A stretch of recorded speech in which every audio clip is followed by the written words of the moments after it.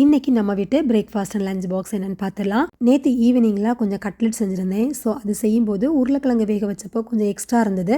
So அந்த உருளைக்கிழங்கையே இன்னைக்கு காலையில் பிரேக்ஃபாஸ்ட்டுக்கு பிளான் பண்ணிட்டேன். சப்பாத்தி போட்டு உருளைக்கிழங்கு கொஞ்சம் நல்லா ஸ்டஃப் பண்ணி கொடுத்தோன்னா ரொம்ப சூப்பராக இருக்கும். 2 ஸ்பூன் எண்ணெய் ஊற்றி ஒரு பெரிய வெங்காயம் ஸ்லைஸ் பண்ணி அது கொஞ்சம் டிரான்ஸ்பரண்டாக வதங்கினதுக்கு அப்புறமா வேக வச்ச உருளைக்கிழங்கை மசிச்சு ஆட் பண்ணிவிட்டு சில்லி ஃப்ளேக்ஸ் அப்புறமா கொஞ்சம் மிக்ஸ்டு ஹர்ப்ஸ் சேர்த்து கொஞ்சம் மல்லியில் போட்டு நம்ம மிக்ஸ் பண்ணி எடுத்துகிட்டு அடுப்பு ஆஃப் பண்ணியாச்சு. இப்போ நான் சப்பாத்தி போட்டுட்டு அதில் கொஞ்சமாக கெச்சப் மட்டும் அப்ளை பண்ணிக்கிறேன்.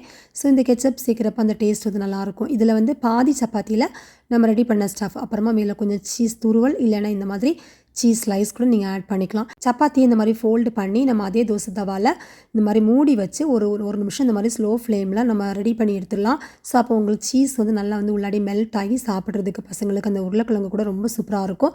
லஞ்சுக்கு சாதம் வடிச்சிட்டு பருப்பு கீரை குழம்பு பண்ணி கட்லெட் வச்சு தான் வந்து சர்வ் பண்ணியிருந்தேன். ஸோ நாளைக்கு இன்னொரு விலாகில் பார்க்கலாம்.